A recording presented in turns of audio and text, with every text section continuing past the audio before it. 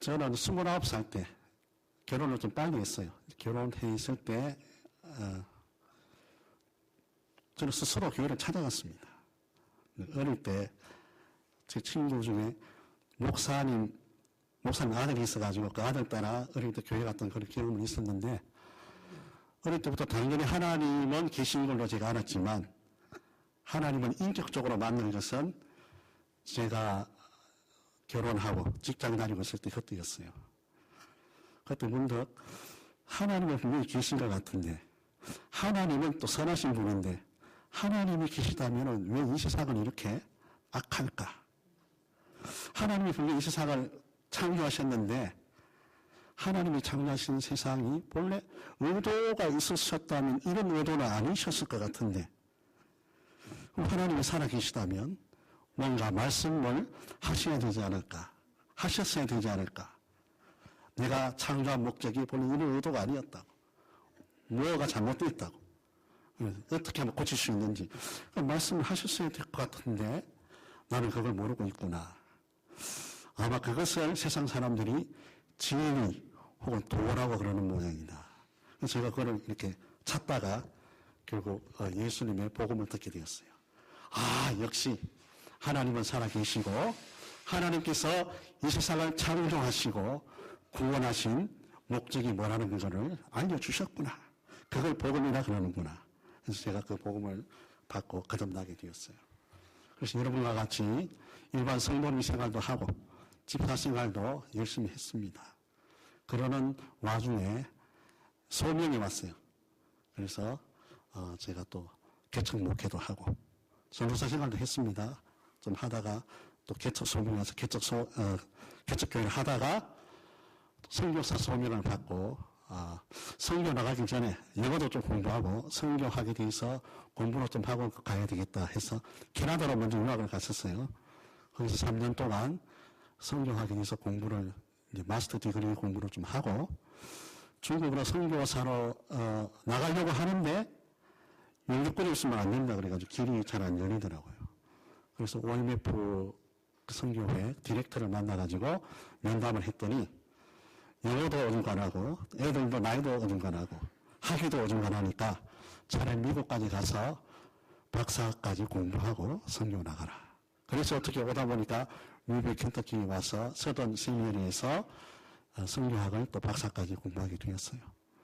그러는 중에 뮤비에 있는 참빛침례교회로 또 담임하게 되면서 그때 이제 우리 지방의 가고리 목사님도 만나고 목회하는 중에 2010년도 7월 달에 우리 남침례교단 인터내셔널 미션 보드 선교사로 중국으로 7월 달에 파송을 되어서 4년 반 선교 사역을 하고 이번 안식년으로 들어와서 영적 재충전도 하고 교회를 다니면서 또 선교 보고도 하고 여러분이 하신 또 선교 헌금에 대한 또 감사 말씀도 드리고 또 여러 가지 또 교회와 협력 사역도 구축하고 이런 목적을 가지고 또 그동안 또 시민권도 받고 미국 시민권이 있으면 중국에서 선교 사역할 때 훨씬 유리한 점이 많습니다. 시민권도 받고 또 우리 애들도 좀 도와주고 이런 목적으로 지금 안식년을 보내고 있습니다. 보내주신 여러분께 참 감사를 드리고 지금까지는 하나님 말씀 또 성경 복음을 통해서 하나님께 영광을 돌리고 함께 은혜 나누기를 소원합니다. 아멘. 오늘 특별히 선교에 대해서 헌신하는 그런 목적이 있는 시간인 줄 제가 알고 있습니다. 선교라고 하면은 전도라는 말과 같이 쓸 수 있는 말인데 우리 한국 교회에 보면은 전도는 동일한 문화권에 복음 전하는 걸 전도라 그러고 선교는 문화를 뛰어넘어서 타 문화의 사람에게 복음을 전하는 것을 선교라고 그렇게 보통 사용하고 있습니다. 언어와 문화가 좀 다른 그렇게 사용하시면 되겠습니다. 그러나 오늘 이 시간에는 선교에 대한 정의를 좀 다르게 제가 한번 해보려고 합니다. 저희들이 저희가 부르는 찬양 가운데 물이 바다 덮음같이라는 찬양이 있습니다. 여러분 아시죠? 물이 바다 덮음같이 여호와를 인정하는 것이 온 세상 가득하리라. 오늘 말씀 끝나고 우리 함께 부를 것입니다. 보리라 그날에 주의 영광 가득한 세상. 우리는 듣게 되리 온 세상을 가득한 승리의 함성. 선교의 비전이 뭔가 하면은 온 세상이 하나님을 인정하는 것, 온 세상이 하나님께 영광을 돌리게 되는 그날이 오리라 하는 것이 선교에 대한 비전입니다. 이 가사는 이사야 11장 9절에 있는 말씀을 가사에 담은 것입니다. 물이 바다를 덮음같이 여호와를 아는 지식이 세상에 충만할 것이라 하는 비전이죠. 그래서 선교는 여호와를 아는 지식, 하나님을 아는 지식이 세상에 충만하게 하는 것입니다. 하나님을 인정하는 것이 물이 바다 덮음같이 온 세상에 가득하게 하는 것, 그것이 선교의 비전이에요. 그게 이루어진다는 거죠. 이사야 선지자가 이미 예언을 했습니다. 로마서 1장의 말씀을 보면 이미 모든 세상 사람들이 하나님을 알고 있다고 선포하고 있습니다. 하나님을 알만한 것이 그들 속에 보입니다. 하나님께서 이를 그들에게 보이셨다고 선포하고 있습니다.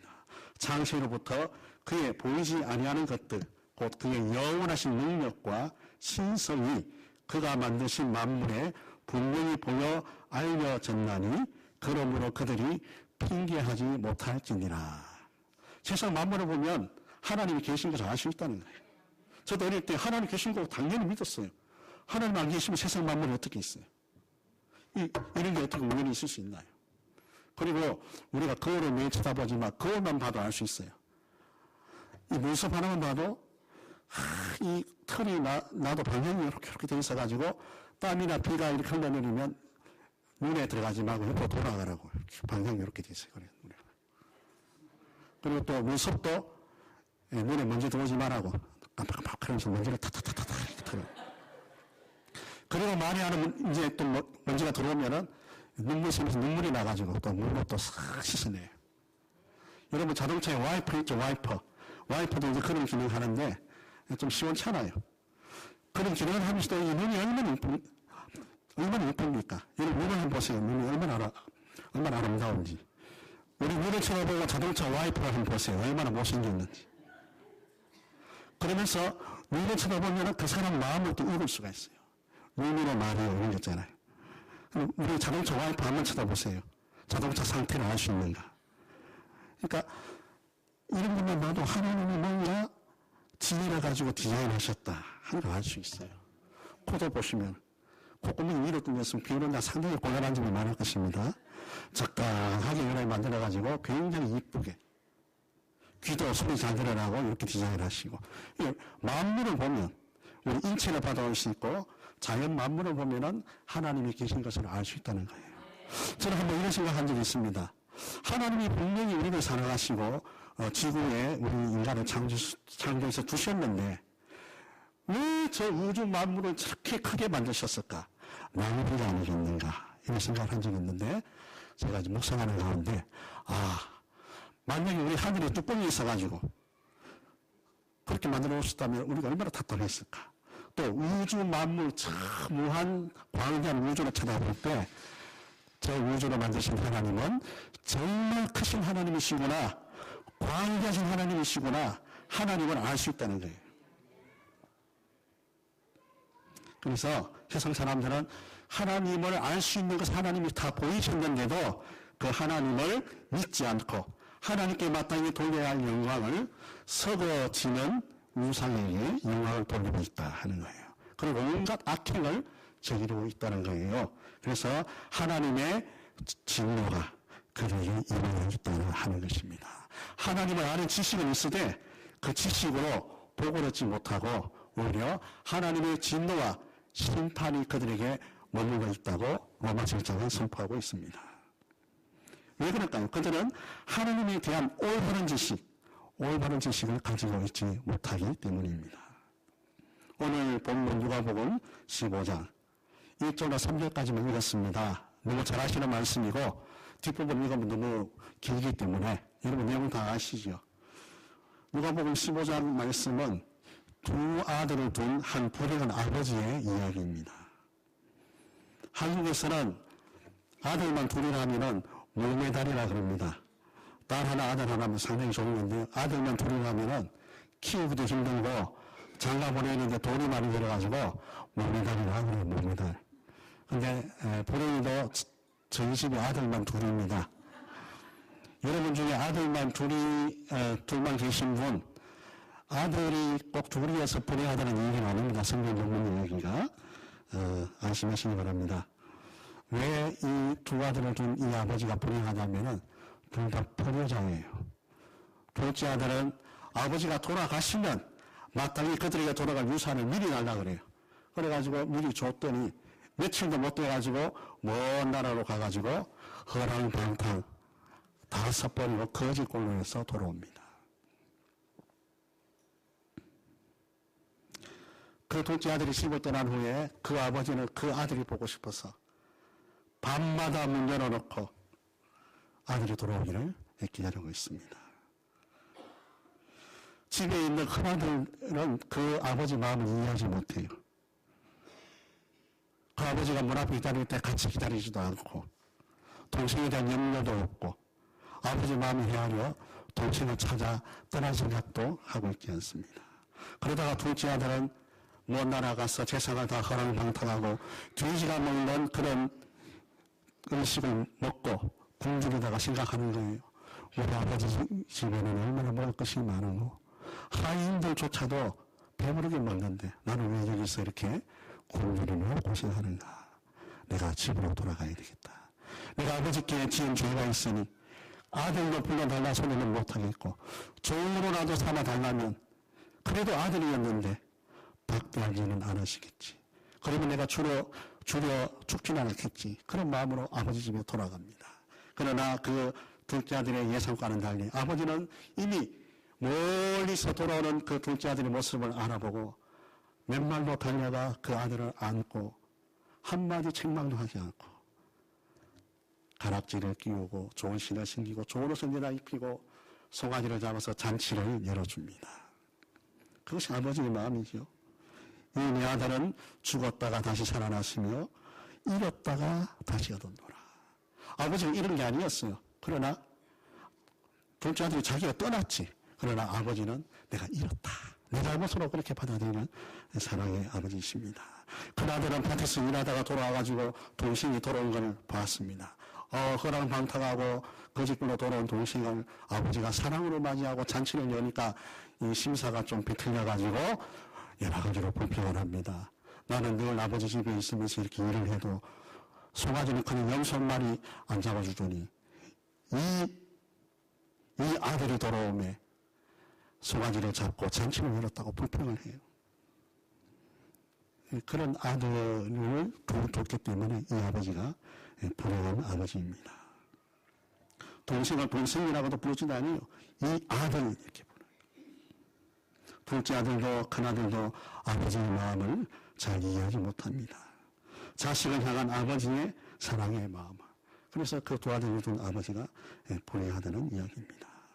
이사야 1장 2절에 하늘이여 들으라 땅이여 귀를 기울이라 여호와께서 말씀하시기를 내가 자식을 양육하였거늘 그들이 나를 거역하였도다. 소는 그 인자를 알고 나귀는 그 주인의 구유를 알건만은 이스라엘은 알지 못하고 나의 백성은 깨닫지 못하는도다. 탄식하고 있어요. 제가 큰아들을 대학교 넣을 때 멀리 보내기 싫었어요. 그래서 우리 루이빌에서 1시간 정도 거리인 조지타운 칼리지라는 데 넣었습니다.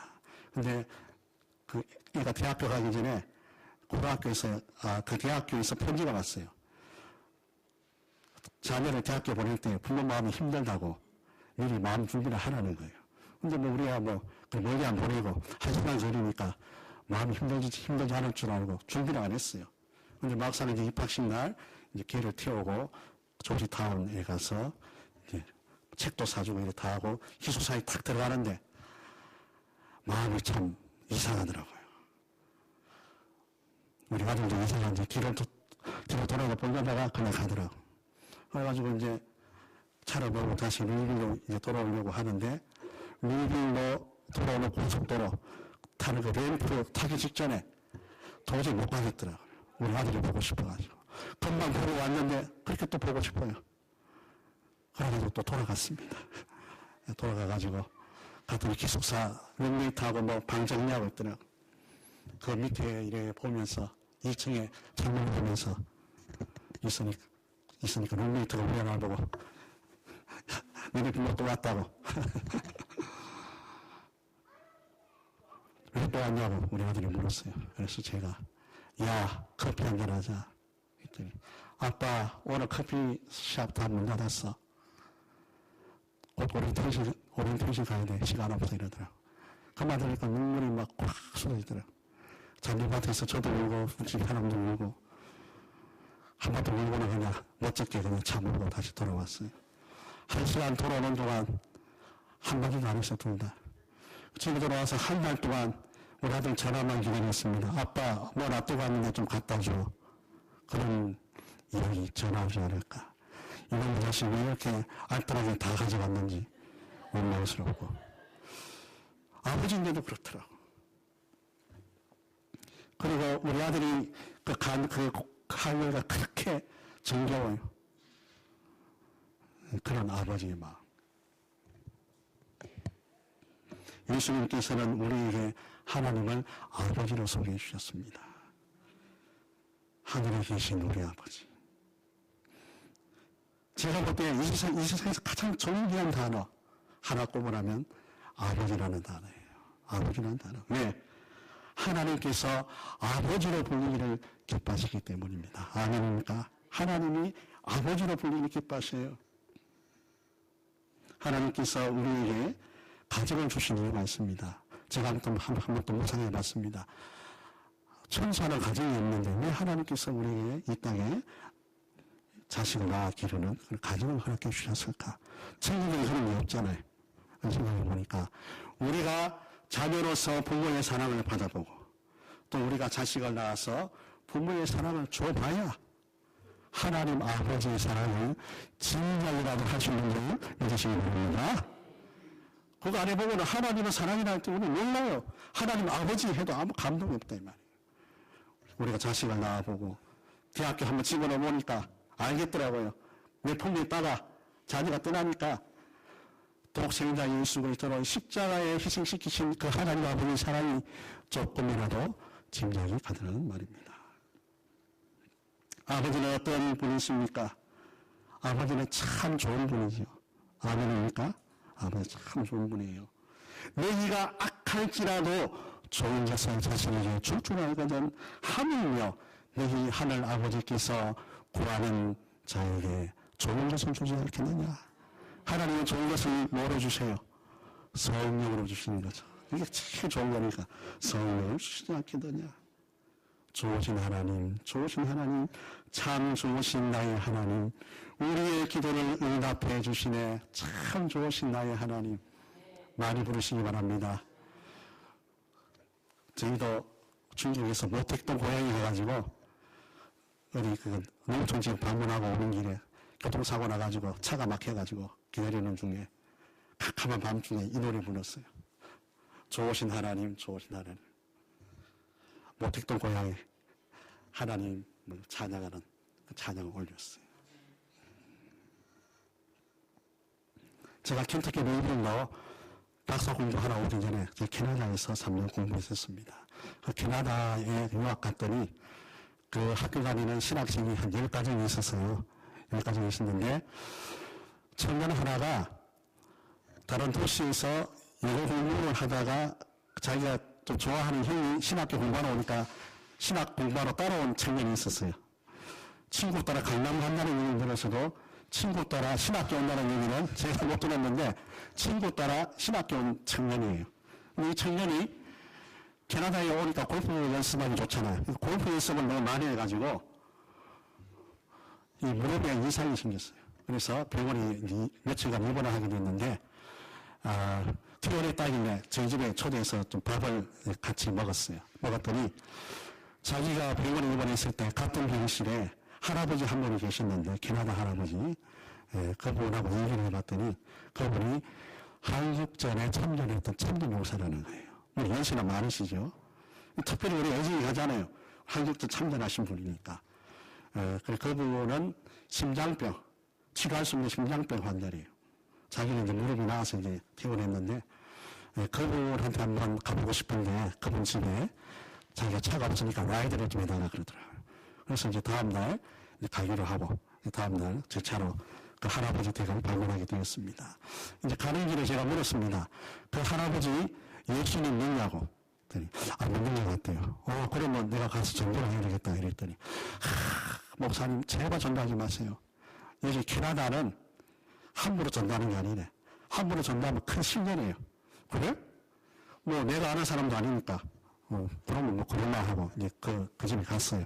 갔더니, 그 할아버지하고 그 부인, 할아버지 이름이 조지, 부인은 마그넷인데, 얼마나 사람이 좋은지, 우리가 가니까 그래, 반기고, 휠체어에 산소통 하나 달고 이렇게 다니시는데. 옛날에 칼국수 참전했던 그런 사진도 보여주고, 부산에서 찍은 사진, 훈장 받은 거 보면 그렇게 좋아하시더라고. 근데 복음을 못 전하니까 그러면 안타까워요. 이 착하신 분들이 예수님을 믿고 구원받아야 되는데, 복음을 못 전하게 하니까. 교제만 하고 돌아왔어요.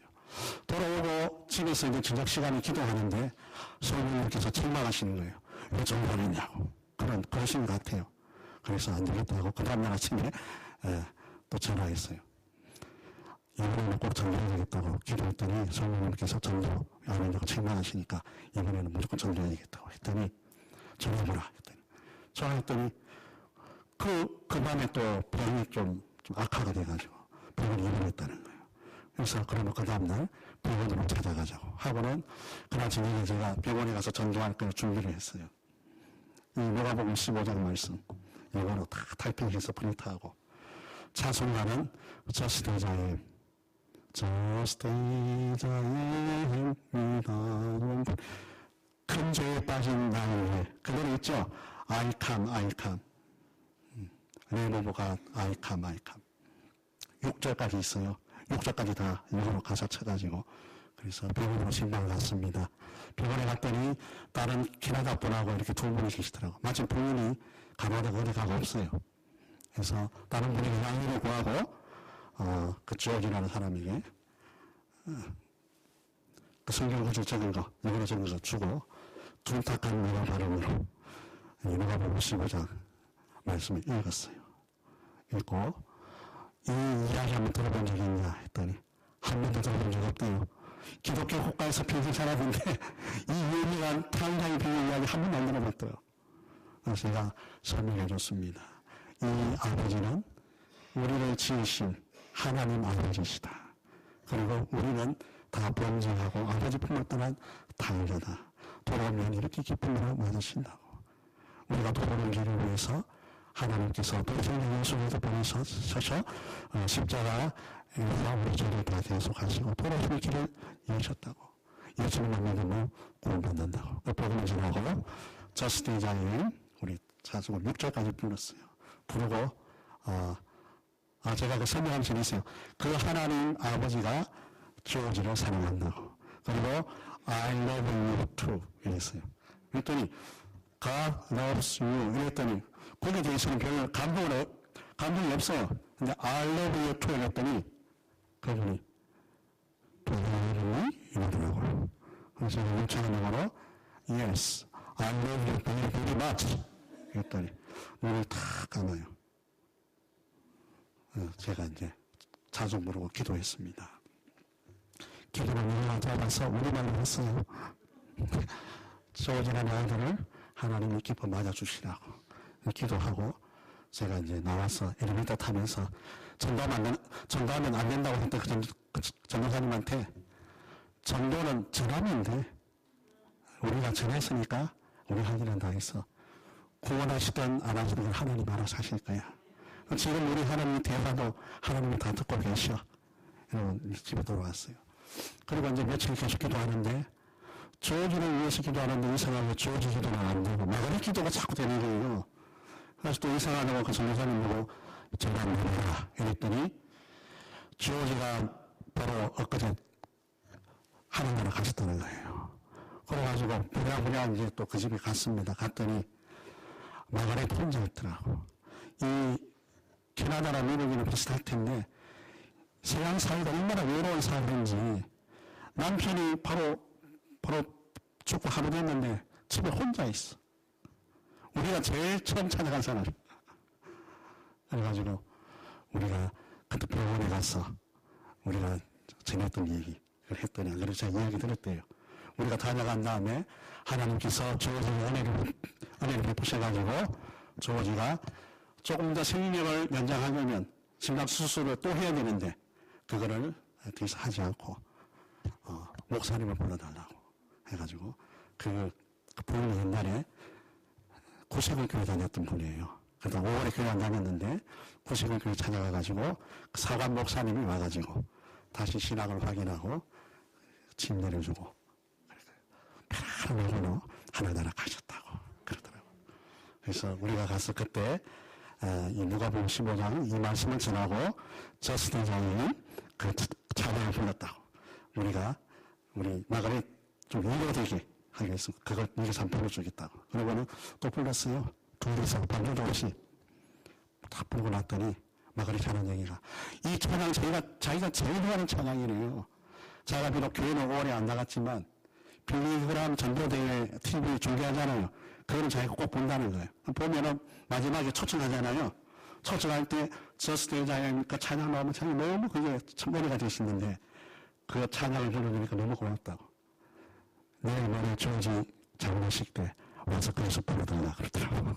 그래가지고 처음에는 그 전도사하고 제가 둘이 불렀는데 이게 안 되겠다고. 그래서 우리 신학생들 다 총집합 이래가지고 8명이 화합 넣어가지고 저스틴 장로님 연습해가지고 자동 반죽이 들고 장례식장으로 갔어요.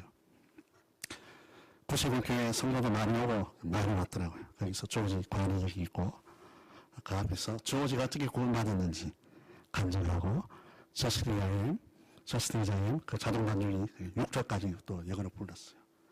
은혜를 많이 받았습니다. 그 사람들이. 그러더니 구세군 교회부터 주일날 우리 교회에 와가지고 그 간증해주고 찬송 불러주세요.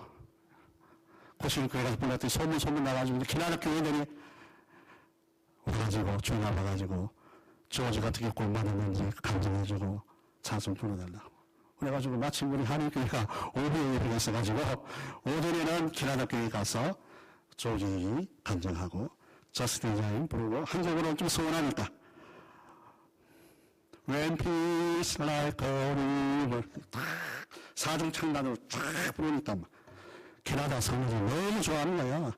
캐나다 교회가 조금 위배를 합니다. 그러니까 찬송 잘 안 불러요. 만날 새로운 곡 복음성가만 부르다가 찬송가 자기들 있는 접었을 때 은혜 받던 찬송가를 남자 8명이 탁 파트로 해가지고 쫙 부르니까 은혜가 엄청 넘치는 거예요. 제가 그 마스터 디그리 그거 받고 졸업해서 미국으로 올 때까지 불교 다니면서 하나님께 큰 은혜를 받았습니다. 여기 회사 많이 초대를 받았어요. 우리가 작은 순종을 했는데 하나님께서는 그거를 크게 쓰시더라고. 우리는 전환자밖에 없는데. 그리고 전도하면 안 된다고 했던 그 전도사도 은혜를 받고 나중에 선교회 그 간사 출신 좋은 자를 만나가지고 지금 캐나다 토론토에서 목회 잘하고 있습니다. 할렐루야.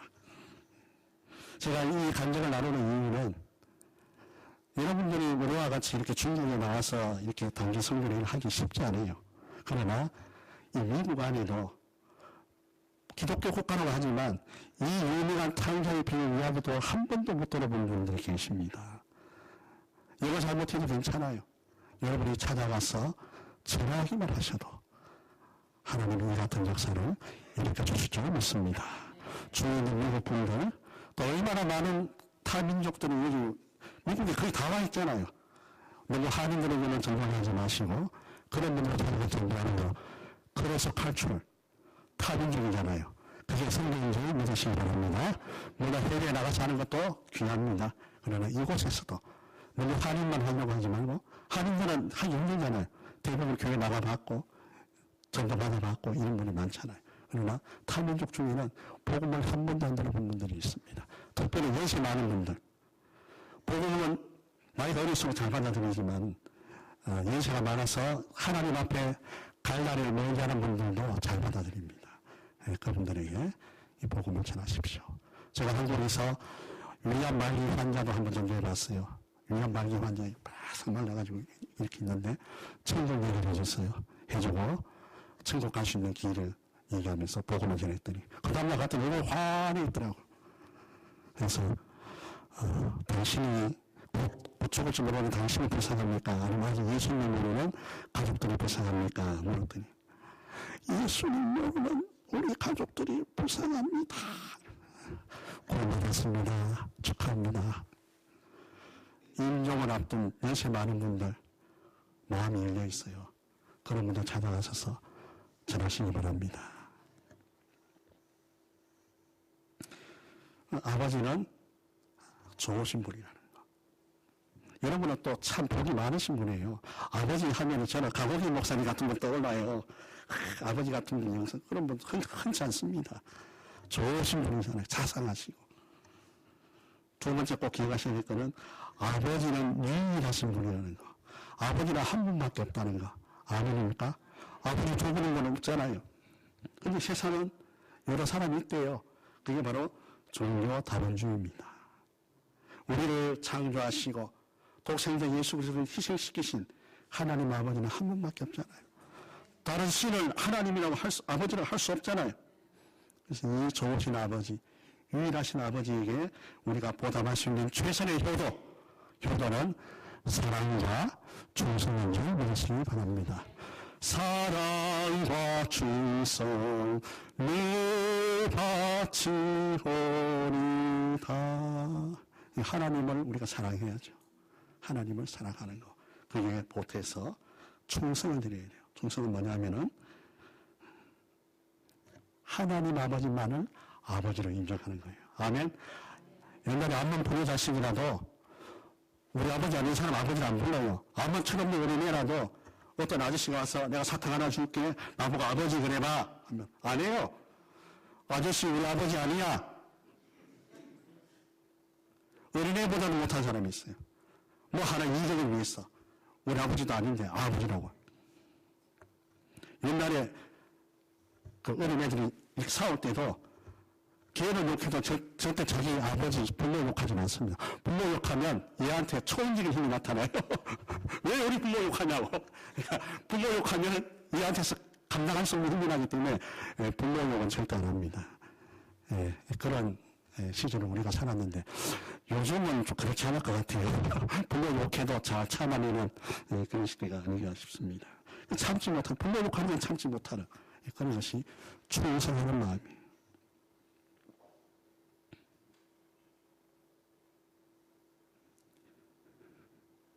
하나님 아버지만을 아버지로 여기는 거, 인정하는 거, 그것이 하나님의 이름을 거룩히 여기는 겁니다. 아멘.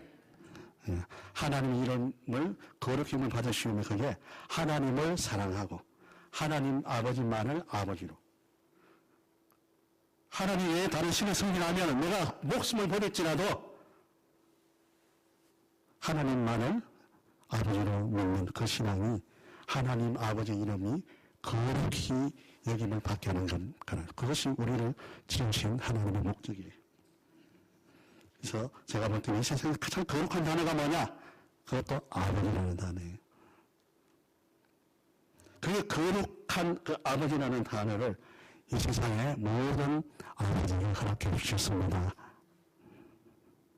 그러니까 아버지 되신 분들은 참 그 아버지라는 이름이 얼마나 귀한 이름인가를 잘 아셔야 돼요. 하나님이 아버지로 부른다니까요. 그 아버지라는 이름을 우리에게 허락해 주셨어요. 오늘날 영적 전쟁이 치열하게 진행되고 있습니다. 어떤 전쟁이냐? 하나님만을 아버지로 믿는 신앙과 하나님 플러스 또 다른 신을 믿는 신앙. The only one 하고 one of them 하고 붙는 싸움이에요. 종교다원주의, 종교통합운동 이래가지고 많은 사람들이 하나님 아버지에 대한 신앙을 버리고 그쪽으로 많이 넘어가고 있습니다. 성경은 말하고 있습니다. 한 사람이 두 주인을 섬기지 못할지니 하나님과 재물을 겸하여 섬기지 못하느니라. 파워포인트 좀 준비해 주시고요. 요즘 중국 사람들에게는 돈이 하나님이에요. 돈이 하나님. 요새 경제가 발전하니까 이 자본주의 마인드가 생겨가지고 돈이 하나님이에요. 중국 사람들 팔자 좋아하죠, 팔. 이 팔자 왜 좋아하냐면은 팔자라는, 팔이라는 발음이 빠라는 발음이 빠. 근데 이제 돈 번다는 그 말이 파차예요. 그러니까 파하고 빠하고 발음이 좀 틀리잖아요. 그래도 비슷하다고 해가지고 팔자를 좋아하는 거예요. 그만큼 돈 벌기를 소원하는 거예요. 그래가지고 전화번호나 차번호판 팔자 붙은 거는 굉장히 비쌉니다. 2008년 베이징 올림픽 할 때 그것도 뭐 8월 8일 뭐 오후 8시 8분 뭐 팔자에 맞춰가지고 그래요. 공산당은 본래 무신론인데 미신을 많이 씁니다. 돈이 하나님. 그리고 중국 사람 집에 가면은 복복자 그 한자를 거꾸로 뒤집어 놨습니다.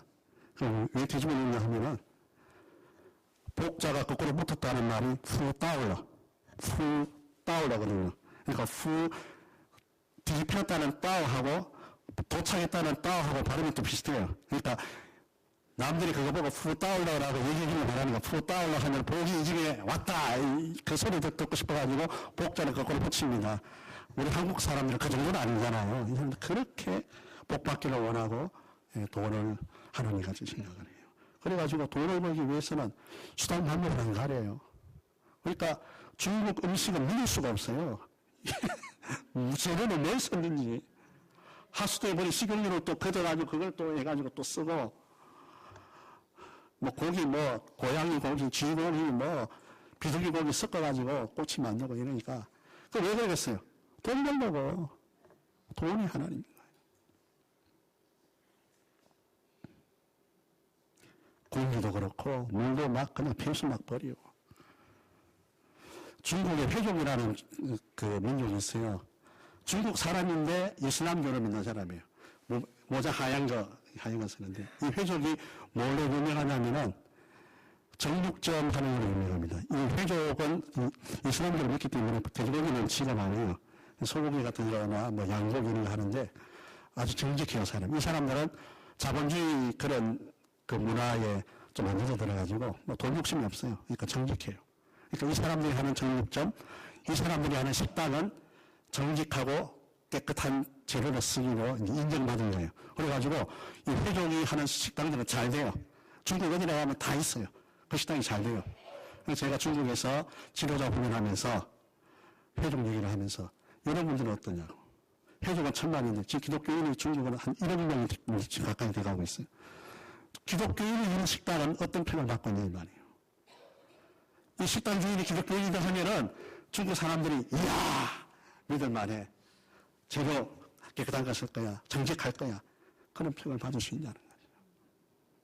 기독교인조차도 하나님을 섬기지만 또 돈도 숨겨가지고 돈 좀 더 벌려고 부하게 되려고 재료를 속이고 그렇게 하나는 중국 복음과는 멀다는 거죠. 선생님이 직장의 상사를 만났을 때 그 사람이 기독교인이다. 이야 잘됐다. 기독교인이구나. 그런 평을 받을 때 중국 복음화가 더 당겨질 거라고. 공산당이 핍박해서 복음화가 더뎌지는 게 아니라 여러분이 참되게 하나님 자녀로 살지 못하기 때문에 회족만큼도 살지 못하기 때문에 복음화가 진행되는 거라고 그렇게 얘기한 적이 있습니다.